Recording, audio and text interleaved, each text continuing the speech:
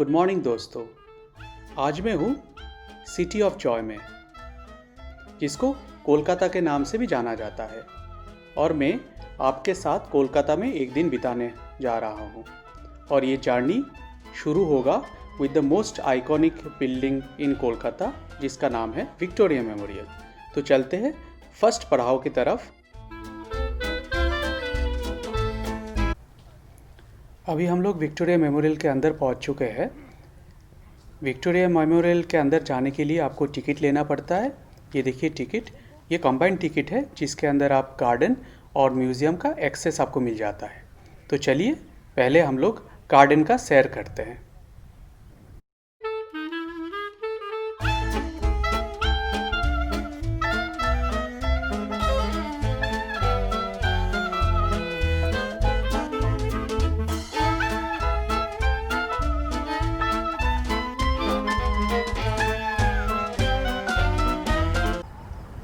अभी हम लोग विक्टोरिया मेमोरियल के सामने हैं, और म्यूज़ियम के अंदर जाने से पहले हम लोग विक्टोरिया मेमोरियल के बारे में थोड़ा सा जान लेते हैं। इस मेमोरियल का निर्माण 1906 और 1921 के बीच में हुआ था। 1901 में जब क्वीन विक्टोरिया का देहांत हुआ था, तो उस समय भारत की जो वाइसरॉय थे, उनका नाम था लॉर्ड कार्जन। उन्होंने ये प्रस्ताव रखा था कि विक्टोरिया के मेमोरी में एक भव्य भवन का निर्माण होना चाहिए भारत में। लॉर्ड कार्जन के बारे में थोड़ा सा जानकारी ये है कि वो काफ़ी प्रसिद्ध थे नेगेटिव वे में, क्योंकि उन्होंने बंगाल को पार्टीशन किया था 1905 साल में। Back to the history of Victoria Memorial. 4 जनवरी 1906 में प्रिंस ऑफ वेल्स, जो बाद में किंग जॉर्ज बने, उन्होंने इस भवन का आधारशिला रखा, और 1921 में ये जनता के लिए खोला गया। बीच में काफ़ी टाइम लग गया बनने में। उसका जो मेन कारण है वो ये है कि उस समय वर्ल्ड वार 1 चालू हो गया था, और ब्रिटिश एम्पायर के पास फंड की काफ़ी कमी हो गई थी, तो इसलिए काफ़ी समय लग गया था इसको बनने में। तो चलते हैं, एक बार विक्टोरिया मेमोरियल के चारों तरफ आपको दिखा देते हैं, और उसके बाद जाते हैं म्यूज़ियम के अंदर।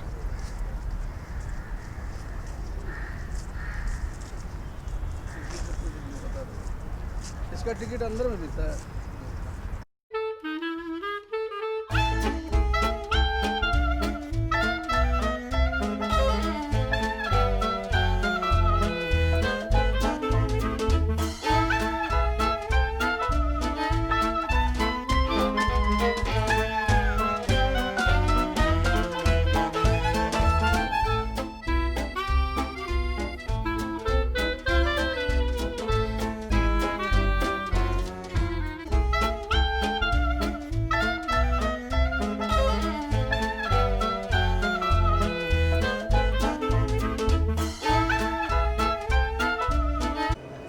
विक्टोरिया मेमोरियल की ग्राउंड विज़िट करने के बाद आप म्यूज़ियम देखना पसंद करोगे। म्यूज़ियम के अंदर घुसते ही जो पहली चीज़ आपको दिखाई देगा वो है the full body sculpture of queen Victoria.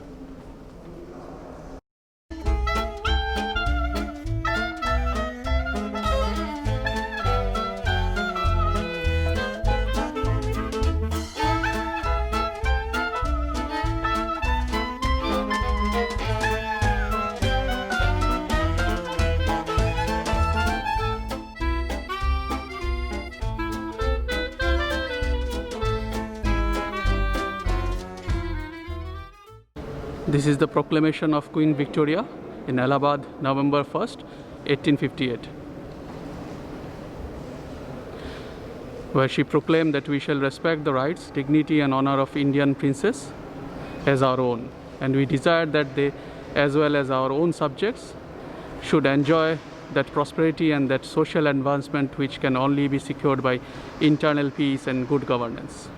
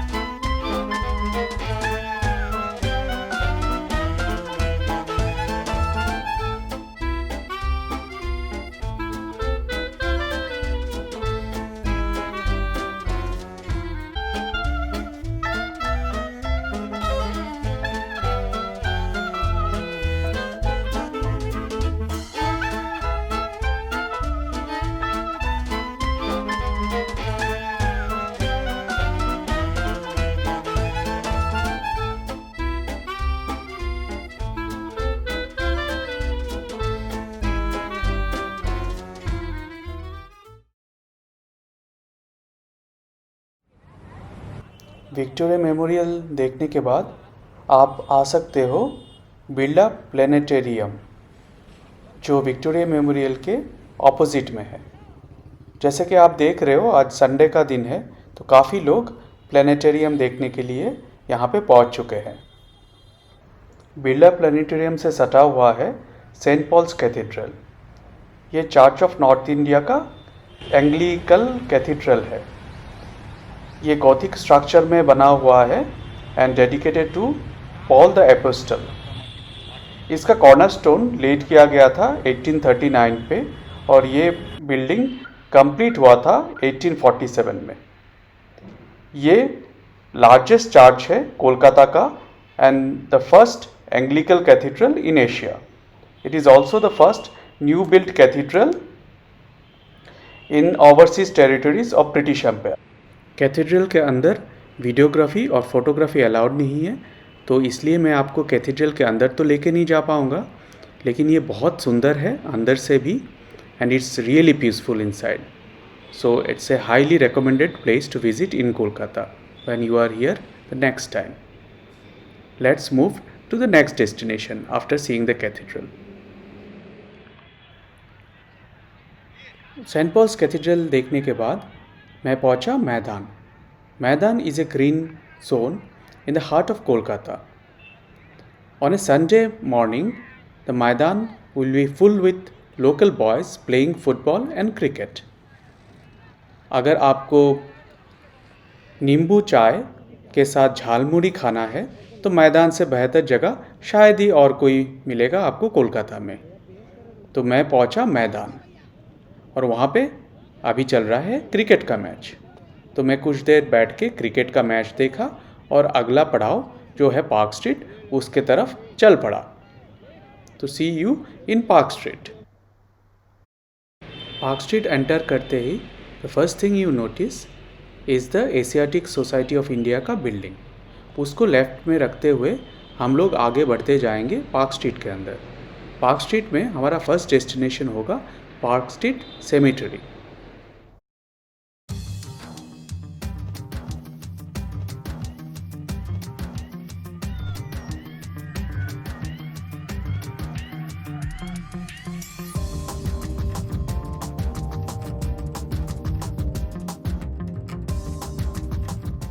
हमारे सामने है पार्क स्ट्रीट का फेमस पब ट्रिंकर्स, और ट्रिंकर्स को हम लोग लेफ़्ट में रखते हुए आगे बढ़ेंगे तो आएगा पार्क होटल का बहुत ही फेमस डिश जिसका नाम है तंत्रा। तंत्रा के बाद हमें मिलेगा ऑक्सफोर्ड बुक स्टोर और उसके अंदर चा बार।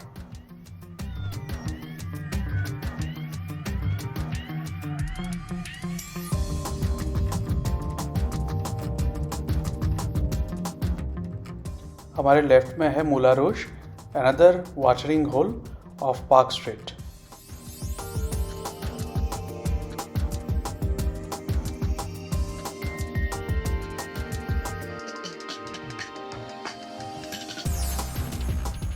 On the other side of the road you will find Flurys, जो बहुत फेमस है उसकी ब्रेकफास्ट, केक्स, पेस्ट्रीज और डिफरेंट बेकरी आइटम्स के लिए।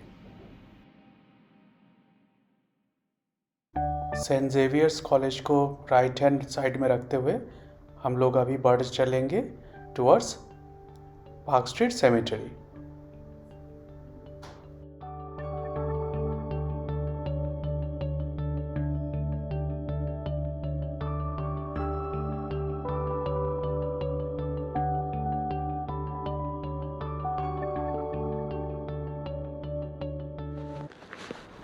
हम अपने डेस्टिनेशन पार्क स्ट्रीट सेमेटरी पर पहुंच चुके हैं। इस सेमेटरी को 1767 में खोला गया था और लगभग 1830 तक ये प्रयोग में था। ये अब आर्कियोलॉजिकल सर्वे ऑफ इंडिया के अधीन एक हेरिटेज साइट है। ये शायद 19वीं शताब्दी के यूरोप और अमेरिका के बाहर सबसे बड़ा क्रिश्चियन कब्रिस्तान था। यहाँ के समाधियों में शामिल है हेनरी लुई विवियन डिरोजियो की समाधि, सर विलियम जोन्स जो एशियाटिक सोसाइटी के संस्थापक थे, उनका भी यहाँ पे समाधि पाया जाता है। इसके अलावा वॉल्टर डिकेंस, जो अंग्रेज़ी लेखक चार्ल्स डिकेंस के सुपुत्र थे, उनको भी यहाँ पे दफनाया गया था। इस सेमेटरी में आप उस समय के कई अन्य प्रसिद्ध लोगों के कब्र भी देख सकते हैं।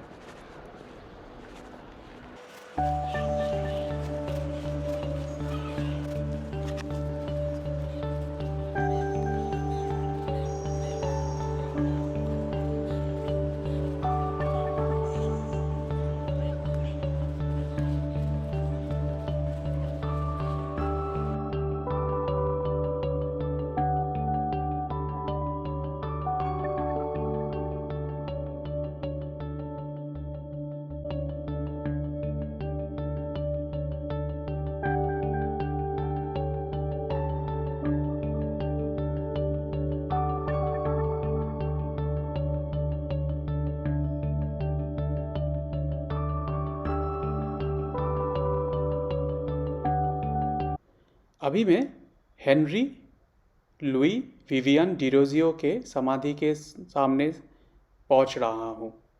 डिरोजियो एक कवि और हिंदू कॉलेज के असिस्टेंट हेडमास्टर थे। वो एक रेडिकल थिंकर भी थे। उन्होंने अपने छात्रों को स्वतंत्र रूप से सोचने और सवाल करने के लिए प्रोत्साहित किया। उनके कार्यों से एक इंटेलेक्चुअल रिवॉल्यूशन का स्टार्ट हुआ बंगाल में, जिसे बाद में यंग बंगाल मूवमेंट के नाम से जाना जाता था। लेकिन ऑर्थोडॉक्स हिंदू समाज के विरोध के कारण उन्होंने अपनी नौकरी खो दी। उसके कुछ समय बाद कॉलेरा से उनकी मृत्यु हो गई, लेकिन उनकी विरासत उनके छात्रों में बनी रही। पार्क सर्कस में मटन बिरयानी खाने के बाद मैं निकल पड़ा कॉलेज स्ट्रीट की तरफ, क्योंकि कोलकाता का विज़िट अधूरा रह जाता है जब तक आप कॉलेज स्ट्रीट में नहीं जाते हो और वहाँ के किताबों के साथ रूबरू नहीं होते हो।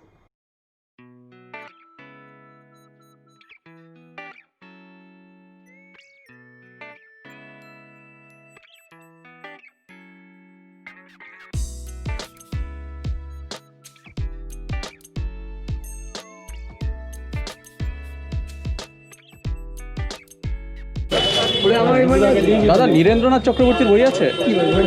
ছোট বই, ছোট গল্প কালেকশন যেটা। कॉलेज स्ट्रीट का विज़िट ख़त्म नहीं हो सकता है जब तक आप कॉलेज स्ट्रीट की कॉफ़ी हाउस में बैठ के एक कप कॉफ़ी नहीं पीते हो। यहाँ की कॉफ़ी बहुत स्वादिष्ट तो नहीं है, लेकिन यहाँ की एम्बियंस देखने लायक है। यहाँ पे एक कप कॉफ़ी पी के मैं निकल पड़ा धर्मतल्ला के ओर।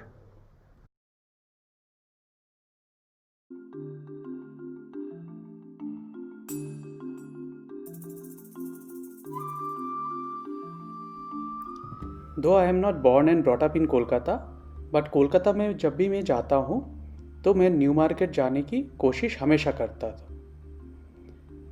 2008 से 9 तक मैं कोलकाता में नौकरी करता था और 2009 में जब मैं कोलकाता छोड़ा तो उसके बाद मेरे पेरेंट्स कोलकाता शिफ्ट कर गए, तो मैं कोलकाता विज़िट तो करता था और जब भी मैं विज़िट करता था मैं कोशिश करता था न्यू मार्केट जाने की। आज इतवार का दिन है और मुझे ये याद नहीं था कि संडे को ज़्यादातर दुकानें न्यू मार्केट के बंद रहते हैं। बट फॉर्चुनेटली जो बेकरी शॉप है न्यू मार्केट के, वो संडे को भी खुला रहता है। और अभी क्रिसमस का समय है, तो क्रिसमस के समय इन बेकरियों में बहुत अच्छा क्रिसमस केक मिलता है।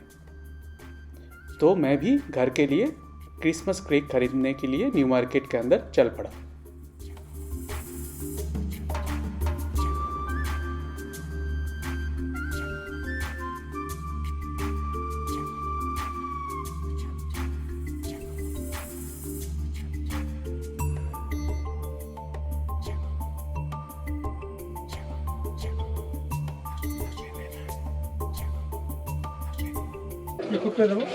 কি কি আছে? অনেক রকম ফুড কেক আছে। টাকা এগুলো আছে তো, ফ্রুট কেক এগুলো হবে। এর ভিতরে এরকম ফ্রুটস আছে। যে কোনো কোন এটা দিয়ে দিন একটা ভালো, যেটা আপনাদের পছন্দ যেটা হয় কিছু একটা দিয়ে দিন। ভালো বলতে এর থেকে আরো কোয়ালিটিও আছে। কি আছে বলুন? যেমন এগুলো আছে 180 টাকা, মানে এগুলো হচ্ছে অরিজিনাল ক্রিসমাস কেক, আচ্ছা। শীতের সময় পাওয়া যায়। ঠিক আছে, দিয়ে দিন এটা। খেতে খুব ভালো আপনার। এটা দিয়ে দিন।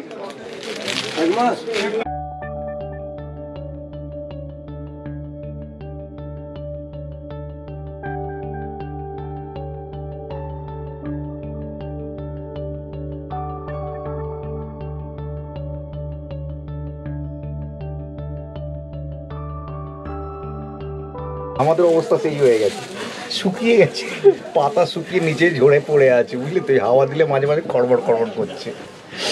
তো হাওয়া যে চলছে সেটার জন্যই হ্যাঁ, বোঝা যায় যে বেঁচে আছে। হ্যাঁ, বেঁচে আছে। ধন্যবাদ, ভালো লাগলো।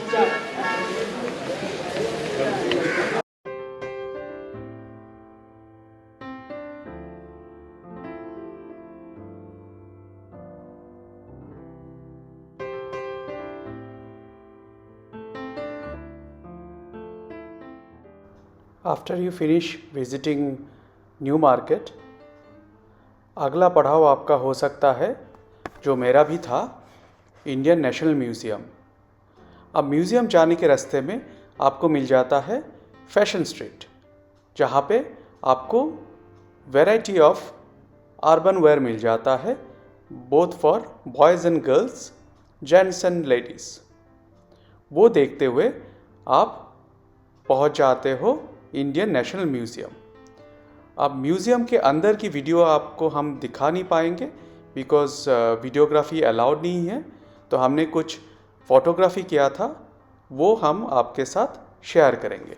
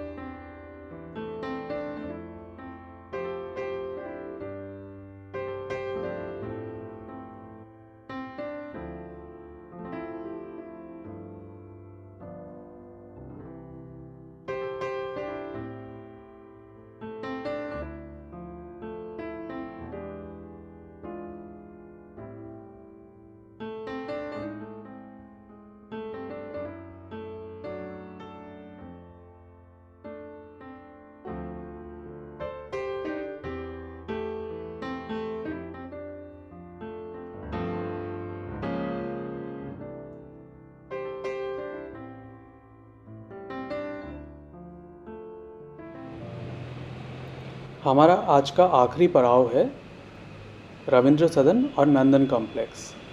रविंद्र सदन एक थिएटर कॉम्प्लेक्स और नंदन एक सिनेमा हॉल है। ये बंगाली एलीट के लिए काफ़ी फेमस हैंगआउट प्लेस भी है और ये लवर्स पॉइंट के नाम से भी जाना जाता है। अपने कॉलेज के दिनों में जब मैं कोलकाता आता था, तब मैं भी यहाँ पे काफ़ी समय बिताता था। जो वाइब आपको यहाँ पे मिलेगा वो आपको शायद ही और कहीं पे मिलेगा कलकत्ता में।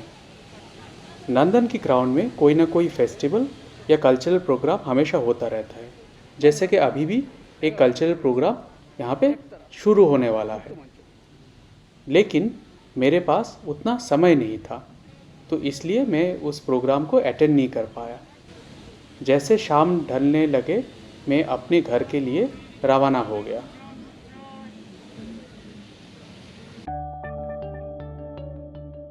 दोस्तों, ये था हमारा एक दिन का कलकत्ता सफ़र। अगले वीडियो में आपके साथ मिलेंगे उदयपुर में। राजस्थान के मेवाड़ में स्थित उदयपुर एक बहुत प्रसिद्ध और ऐतिहासिक स्थान है। Please like our video and subscribe to our channel so that we can bring you new videos from India and abroad. Till we meet, take care and stay well.